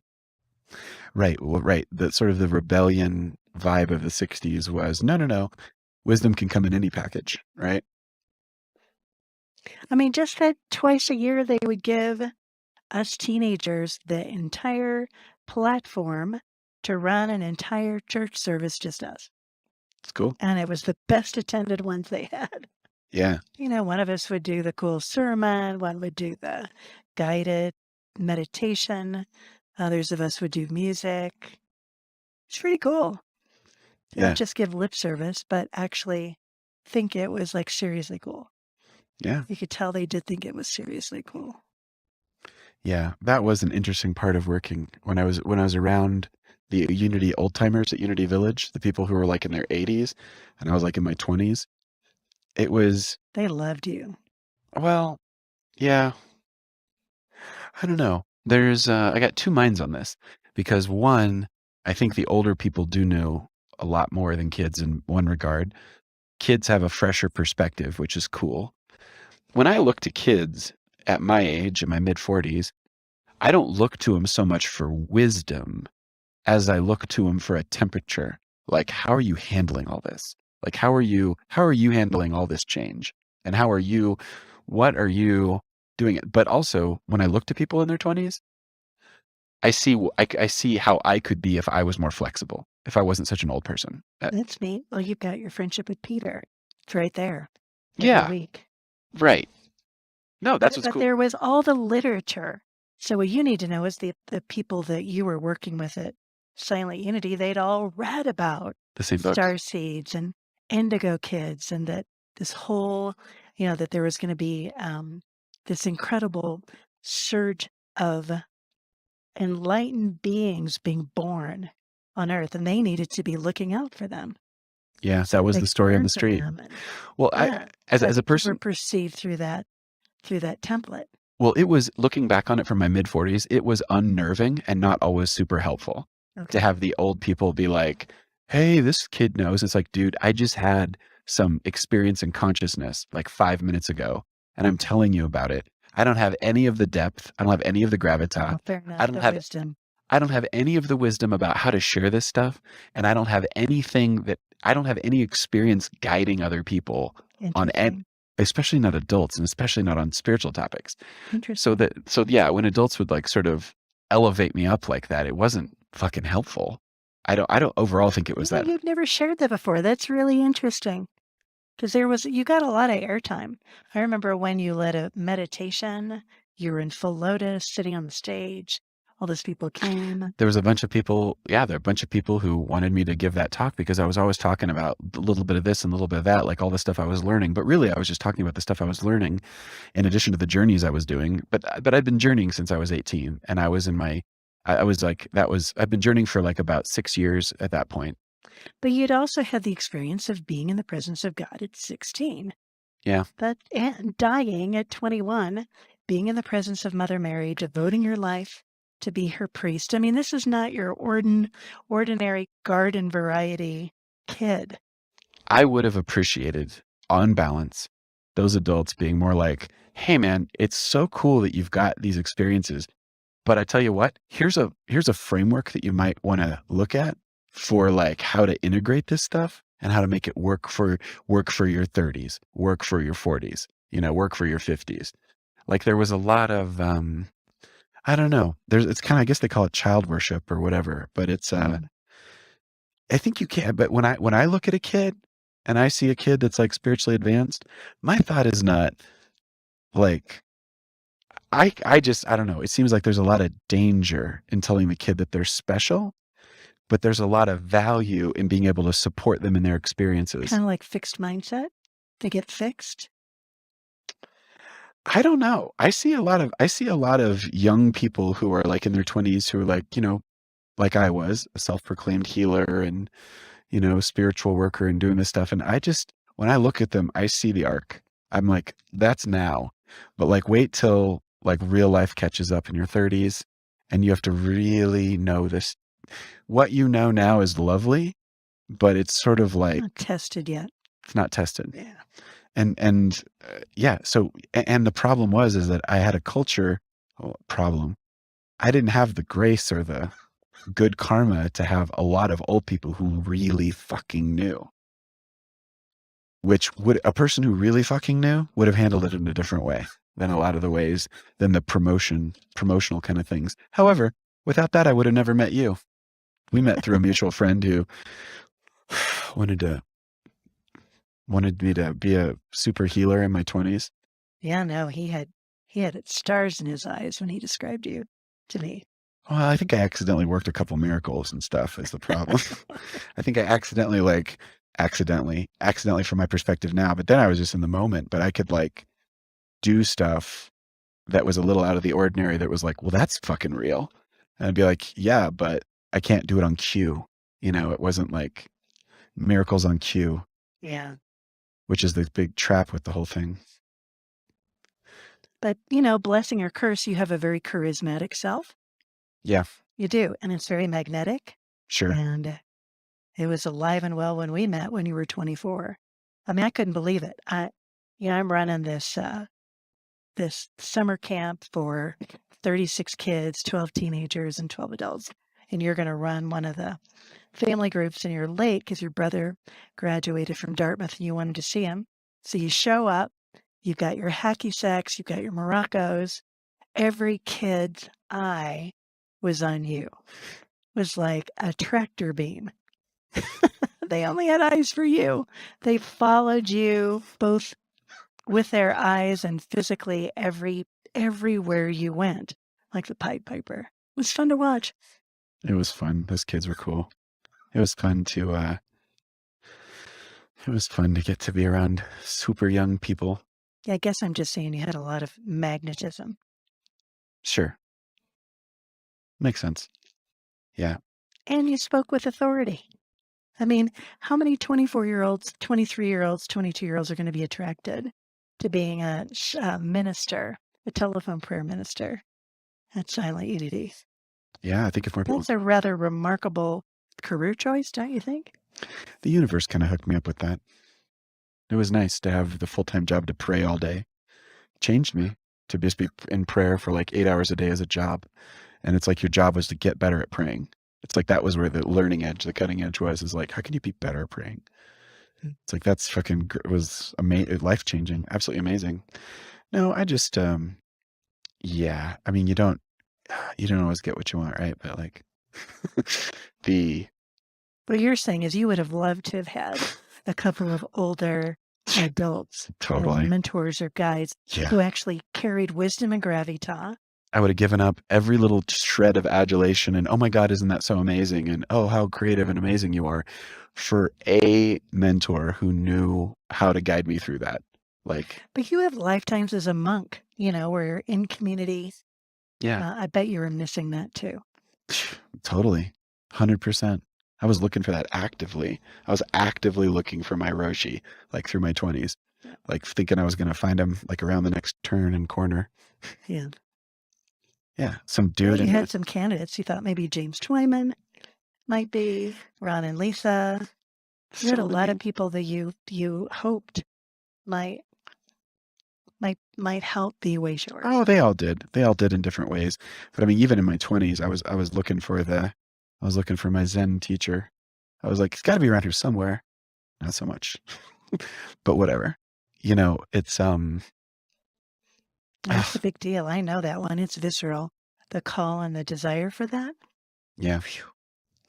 Well, yeah, and also that's what I loved about doing Earth School with you was we were making rites of passage, which was a way of like paying that forward, a way of putting a little more money in the karmic kitty of no, no, no. When you need to make big transitions, there will be someone there who will have done the inner work and be ready for gracefully knowing what their role is here and won't try to become, everything for all time, but just get like a midwife. It's the role is really midwife in a lot of rites of passage.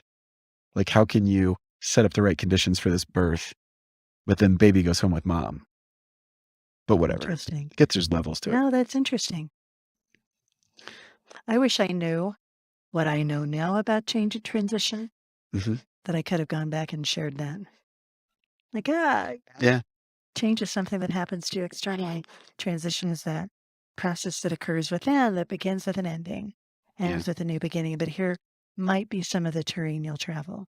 I wish I could have shared that, but I didn't know it yet. After those years of doing channeling so promiscuously and then like letting people, like talking to people's dead relatives and just stuff like that. I thought it was so fun. Every Sunday, I know it was one thing for you to do it, but it was sure fun to be a groupie. Well, what's cool, it got us through a lot of stuff and it helped us make a lot of decisions that turned out to be good ones. And I had some really good spiritual beings looking out for me, like a la Jesus and Mary, to like keep me out of the deep waters with that stuff. And like today, I spent so many years trying to put a wall between me and other spirits, like to like chill that stuff out. Like I spent so many years trying to get just God's voice, that like when I really got it dialed in, I was like, oh my God, that was so hard and difficult. Took everything to tune the radio to that one station. I'm like, no one's touching this dial ever. There you go. Like we're done. No, Pearl of Great Prince. I get it. I so get it. Yeah. I so get it. But it's been fun to be along for the journey. That's cool. All its many iterations. That's cool. That's very cool. John Bradshaw, Healing the Shame That Bind You, Father Peter Bose, one of our teachers for years, he went to a workshop or a talk that John Bradshaw was giving, like when he was touring with that book, when it was popular in the late 80s. And Father Peter was like, went up to him and said a bunch of stuff that was on his mind. It was like Christianity and some other stuff and stuff he had experienced in the Holy Order of Man's, the order he was a part of before that. And John Bradshaw goes, you'd really dig this thing I just found called The Poem of the Man God. Get out of here. By this. Get out of here. Yeah, this Franciscan nun, Maria Valtorta, did her work in the 40s and the 50s. They just translated the second book into English. So at that point, only volume 1 and 2 of the 5 volumes have been translated in, but that's where he got hooked up with it. I had no idea. Yeah, John Bradshaw. Isn't that crazy? Well, it's crazy. It's also crazy because Father Peter used shame all the time. That was his number one tool. So I don't think he learned a lot from that lecture. Jesus. He had other tools in his bag, but that was a very sharp one. Favorite one. Yeah, no kidding. I don't think anyone would argue with you on that.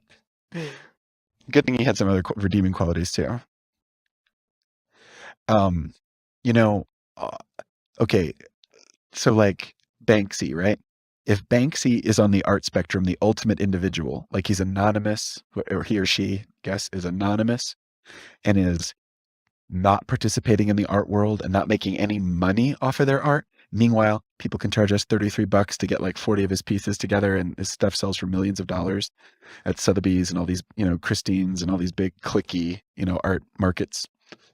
And if that's individualism, and then like collectivism is like, really going along with it. Like the ultimate expression would be some Chinese lady who's in her 40s right now who literally only does like traditional Chinese calligraphy of like, anything that was invented in the last 300 years is just out.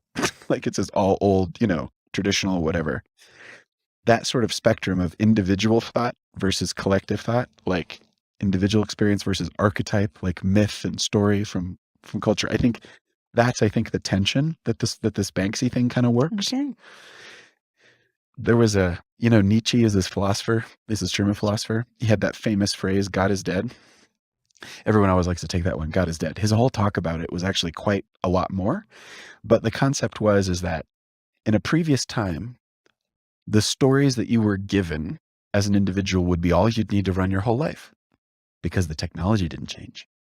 You were born in an agrarian society and you were going to die in agrarian society. And you probably weren't going to get more than 3 miles away from where you were your whole life. And that means that when your dad and your mom come and tell you what's what and how it works, the people that survive and thrive listen to that. And kind of innovation and doing something different, that isn't necessarily rewarded. So slow progress, slow progress, slow progress. The Enlightenment, which is the idea of the focus on the individual. Europe got out of the religious suppression of the Catholic Church, which created the Dark Ages. Suppression of ideas, censorship, created the Dark Ages where there wasn't a lot of progress. And we got out of that shit. We went into the scientific revolution and the Enlightenment, and we got all kinds of goodies out of that, right? Like all of our technology, it's all from that. It's kind of cool because scientists. So anyway, so it's like your scientist out there is only going to trust their instruments and what they see with their eyes, right? So that changes the world because it's like, trust the story, no reason to trust your own eyes, and then trust your own eyes. And it's like, oh, this is how atoms and metals and electricity and temperature works. And we discover, we basically create the tech we need here. Nietzsche said when he was talking about God is dead is that the inner world of a person, you weren't going to have the grace of being able to just download what your parents told you. You were going to have to come up with it for yourself. And that was going to go for God too. And he didn't have self-realization. He didn't know about self-realization. He didn't have any of that kind of shit. And, but what he said is like, God is dead. It was sort of like each person was going to have to generate meaning from within. But what he was like worried about was like how much fucking time and energy and effort that was going to take to write your own script inside. And like, is society even going to work if every one of these people have to, what if that takes 70 years? You're not a productive laborer at 71 when you have that box checked or whatever. So it was like this conundrum in the West. It was like, what are we going to do when there's so many ideas out there that no one can like download this stuff from like the institutions anymore? And when I hear a bunch of 20-year-olds online on YouTube going deep diving in all these different silos and they're trying to figure it all out, that's what I see. He called it the Ubermensch. You'd have to become the Superman. Uber meaning Supermensch is man. The Ubermensch, the Superman was going to be like a kind of a Christed being, a being that had the answers and the connection. He didn't say it this way, but like the connection to God inside and the ability to spin pure truth out of their own heart. Now, it doesn't come out in yards and yards and yards of wool. It just comes out as like little parts, usually. For most, but in my experience, people even are strongly connected to God. They get a little bit out. You can weave like a little bit of clothing out of this stuff, but it's usually like a single garment. It's not like garments for the whole army, It's like, and it's way more work. And it's weird how the technology that we've created seems to promote that, because a lot of the personal computer technology that we have came out of the psychedelic revolution of the 60s. People doing psychedelics created the tech that created the personal computer. Computers used to be tools of a company. A company would have to have millions of dollars to spend on a giant, super expensive computer. Okay, So so right, when I see people like deep diving into all this stuff and they're educating themselves and they're like drawing all upon all these resources and they're trying to like pack it all into their heads and like make it all make sense and like push it all through. It it seems like that the knowledge in this of this one person I'm thinking of, the knowledge in this one person's head would be unobtainable 40 years ago. You wouldn't have enough library cards and enough ability to travel to the libraries that you needed to like go and look all that stuff up. But now you've got it all. The freedom of information and the ability to actually go out there and find stuff is probably, in my view, what's going to save us, like with this whole thing, because or if it's not going to save us, then it's the new thing. We've never had this much access to this much information. That's why the censorship is so damn such a problem, because who are you to say that idea can't get into that person's head? That's the anti-teaching thing. If you're concerned about what people think, you should give them an education. You should educate them. You should train them. You should train them in critical thinking or in whatever kind of thinking you want to put them through. Yeah. You shouldn't just be like, oh, I know what's best. You don't read those books. Read these other books. Like, that's just a complete dead end and totally asinine. Like, I agree. Like, you've got it all figured out. You're the smart one. And usually what the funny thing is that they're not interested in that. They're not like, I want this person to like think well because they think well. What they're doing is they're like, no.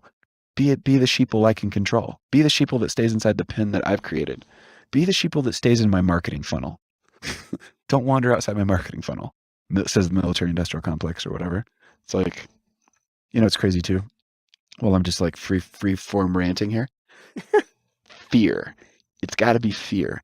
For people to like want to be controlled and want to go along, they got to be terrified. They'll go along when they're terrified. So it's like, how much of fucking politics is like terrifying people? Like it's almost super radical. Politics in the media. They're fearmongers. They have to be. They got to get you to tune in tomorrow night.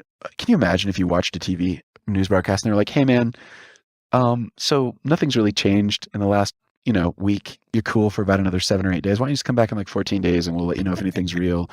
We'll keep an eye out for it, but really, fuck it. Like, it's nothing's going to affect you. Don't worry about it, dude. I love John Krasinski's experiment where he just focused on good news. That was fun. I watched that for as long as it was live. Yeah. I looked forward to it. Yep. And now some good news, or what it was called. Something, yeah. And now for some good news. Mm-hmm. Yeah, that was a cool COVID project. Mm-hmm. He sold that to a network for like millions of dollars. So weird. So cool. It seems totally off to me, but. Well, people will buy it if they think they can put commercials around it, right? I mean, that's what's valuable. But the whole charm of it was done in his living room. I know. That's it. With his daughters nearby, his wife giving him shit. It was just fun. Yeah. He wore his daughter's tutu. I know. It was fun. And it's also just like the human instinct that you can trust someone who's just in their living room with a sheet behind them. And if they got the teleprompter and they got the cool graphics, you're like, we've all been taught those are mostly manipulative lies. Propaganda. Yeah. At least the view that they're portraying is not. And you can tell because it's like, it's control of speech.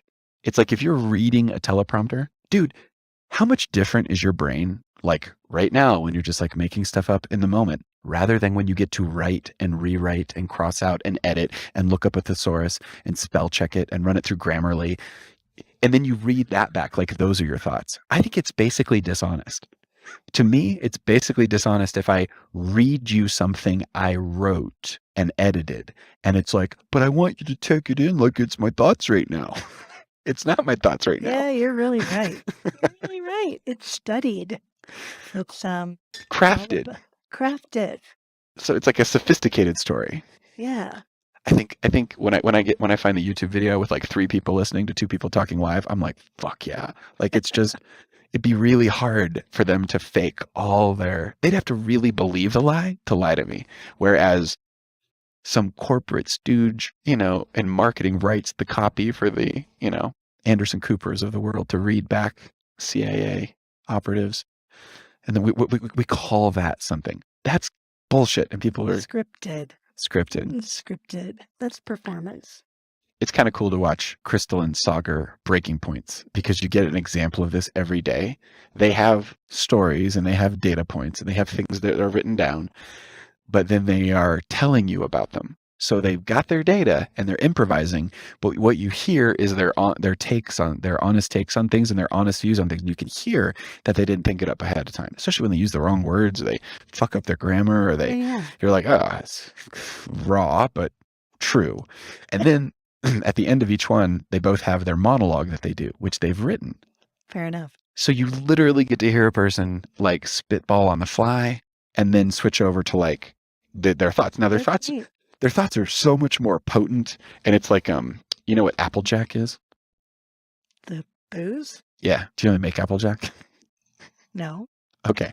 So this is an old NPR story I heard, but like Johnny Appleseed, he was like this guy who the expansion westward of towns in America, when America was being settled by Western colonists, it would follow the river system because you weren't just going to go off into the middle of nowhere. You were going to expand your town down a river because you'd have transportation, because the rivers were transportation, right?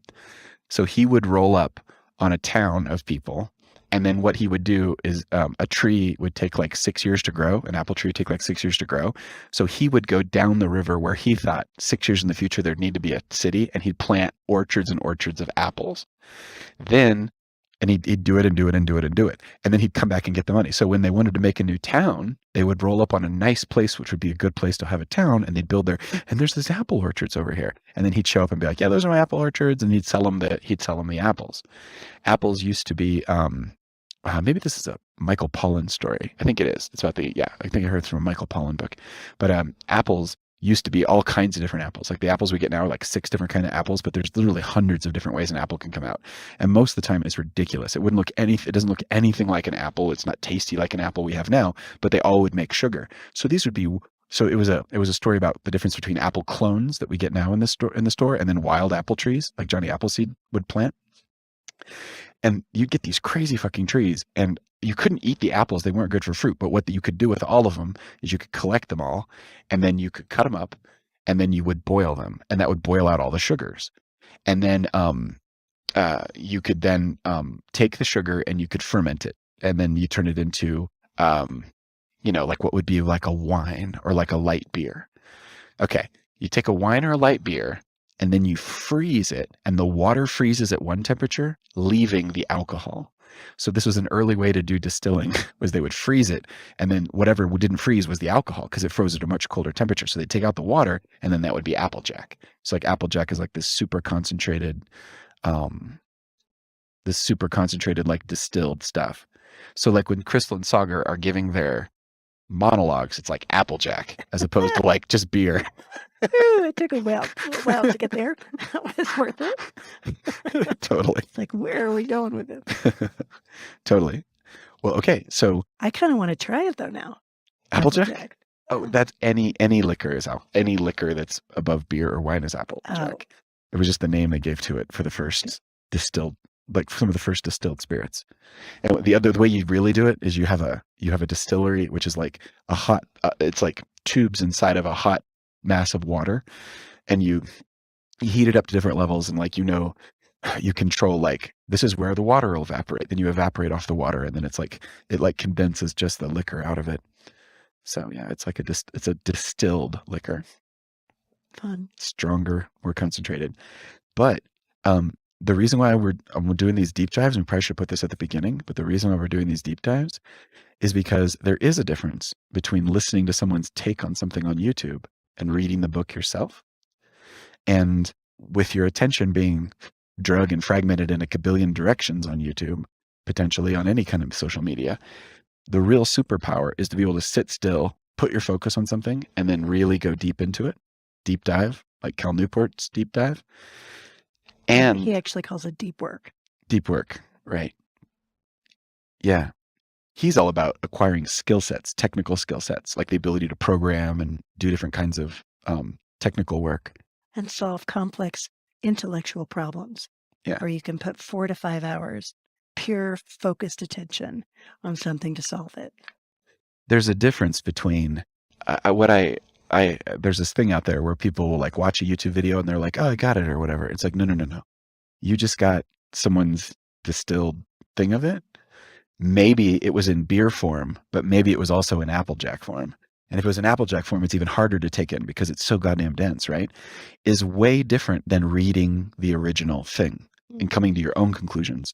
So this maps.tecoreo.com, this map that we're making here with Banksy, this is like a giant invitation to deep dive on any part of this that some listener would want to go deeper into. Fun. Yeah.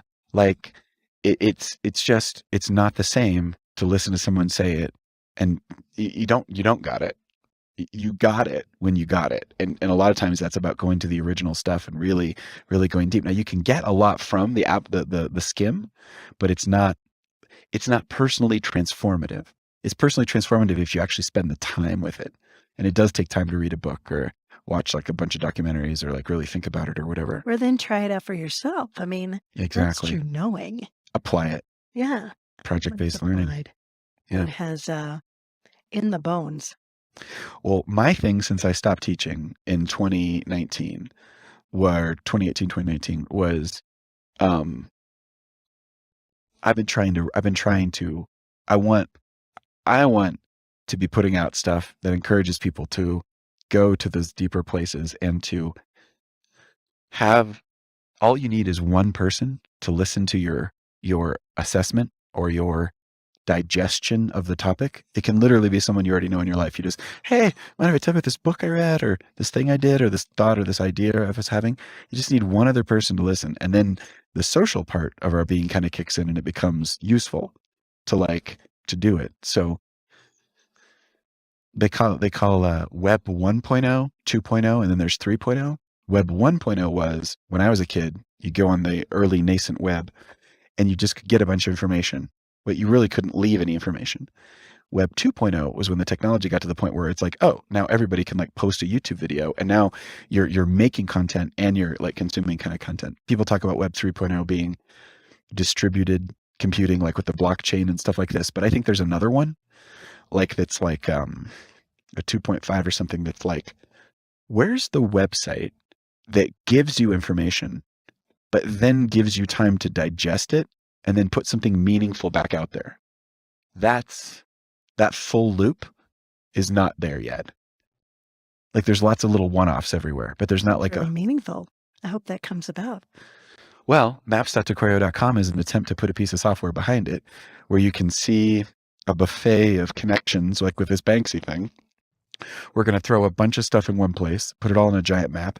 We'll come up with stuff. Anyone else we get to interact with us that wants to contribute, we'll come up with stuff and we'll put it in there. At some point, we'll stop and it'll become read-write to just viewable, to just readable. But then it'll be like hopefully a jumping off point where people can like add more stuff. But yeah, I look forward to that. Yeah, I think the real key, the winning state, like what would success look like? It's like if someone just takes the advice and then goes deep into something and takes the time to like associate the value with the deepness of the dive with, putting it back out there. Also, the way Rupert Sheldrake talks about the morphogenic field, the brain that we have available to us, the language we have, the skills, the technology, that's based on all the people in their thinking. If you promote this kind of thinking, deep, rich, slow thinking,